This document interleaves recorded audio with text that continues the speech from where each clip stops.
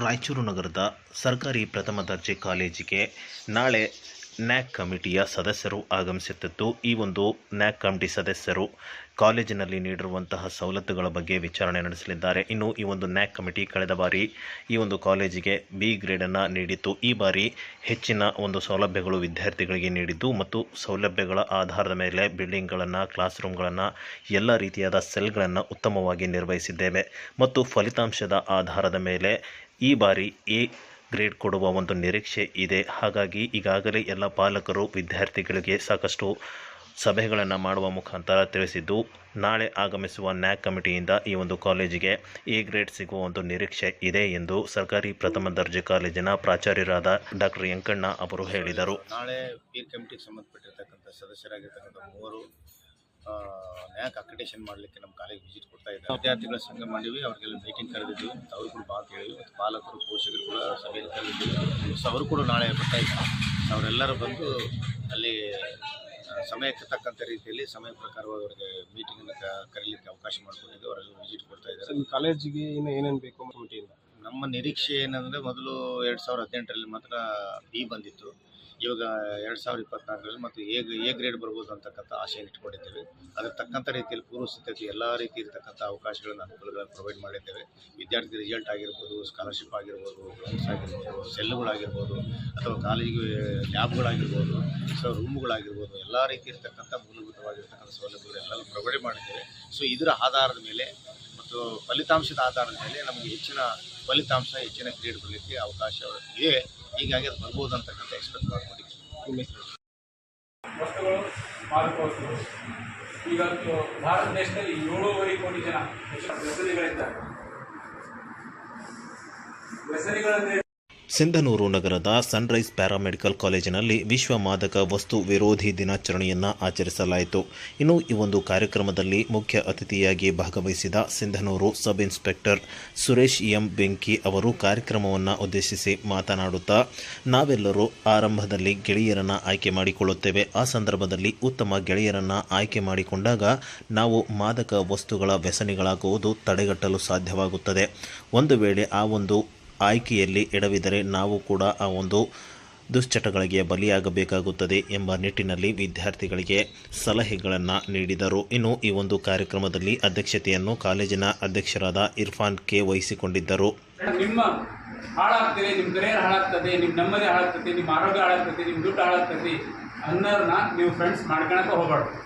Friends ಇದ್ರೂ ಅಷ್ಟೇ, ಇಲ್ಲದ್ರೂ ಅಷ್ಟೇ ಅಂತ. ಆದ್ದರಿಂದ ನೀವು ಫ್ರೆಂಡ್ಸನ್ನು ಆರಿಸ್ಕೋಬೇಕಾದ್ರೆ, ಫ್ರೆಂಡ್ಶಿಪ್ ಮಾಡಬೇಕಾದ್ರೆ ಒಳ್ಳೆ ವ್ಯಕ್ತಿತ್ವ ಇರತಕ್ಕಂಥವ್ರನ್ನ, ಒಳ್ಳೆ ಹ್ಯಾಬಿಟ್ಸ್ ಇರ್ತಕ್ಕಂಥವ್ರನ್ನ ನೀವು ಫ್ರೆಂಡ್ಸ್ ಮಾಡ್ತೀವಿ. ಒಂದೇದು, ಇದರಿಂದ ನೀವು ಮಾದಕ ವಸ್ತುಗಳ ಸಂಪರ್ಕಕ್ಕೆ ಬರೋದು ಕಮ್ಮಿ ಆಗುತ್ತೆ.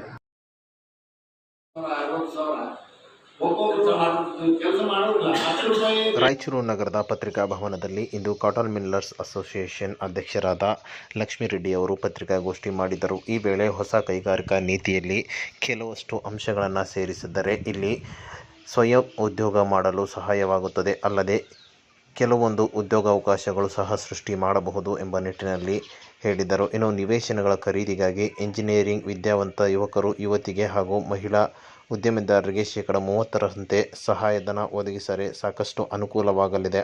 ಇನ್ನು ರೂಫ್ ಟಾಪ್ ಸೋಲಾರ್ ಅಳವಡಿಕೆಗಾಗಿ ಪ್ರೋತ್ಸಾಹ ಮತ್ತು ರಿಯಾಯಿತಿಗಳಲ್ಲಿ ನೀಡುವುದು ಸಾಕಷ್ಟು ಅನುಕೂಲವಾಗುತ್ತದೆ ಎಂಬ ನಿಟ್ಟಿನಲ್ಲಿ ಹಲವು ಅಂಶಗಳನ್ನು ಸರ್ಕಾರಕ್ಕೆ ವರದಿ ಸಲ್ಲಿಸಿದ್ದೇವೆ ಎಂದು ಹೇಳಿದರು. ಲ್ಯಾಂಡ್ ರಿಯಾಯಿತಿ ಕೊಡಬೇಕು, ಯುವಕರಿಗೆ ಉದ್ಯೋಗ ಸಿಗುತ್ತದೆ, ಸೆಲ್ಫ್ ಎಂಪ್ಲಾಯ್ಮೆಂಟ್ ಆಗ್ತದೆ ಅಂತ ಒಂದು ಸಬ್ಜೆಕ್ಟ್ ಅಂದ್ಕೊಂಡಿದ್ವಿ. ಇದು ಈಗಾಗಲೇ MB ಪಾಟೀಲ್ ಸಾಹೇಬರಿಗೆ ಮತ್ತು ನಮ್ಮ ಇಲಾಖೆಗಳಿಗೆ ಡೈರೆಕ್ಟರ್ ಆಫ್ ಚೇಂಬರ್ಸ್ ಅವರಿಗೆ ಕೊಟ್ಟಿದ್ದೀವಿ.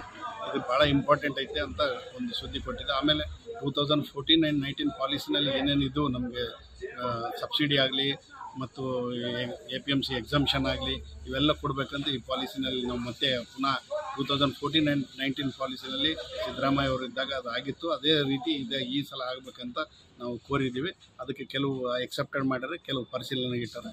ಅವ್ರಿಗೂ ಮತ್ತು ಎಲ್ಲರಿಗೂ ಧನ್ಯವಾದಗಳನ್ನು ಹೇಳ್ತೀವಿ.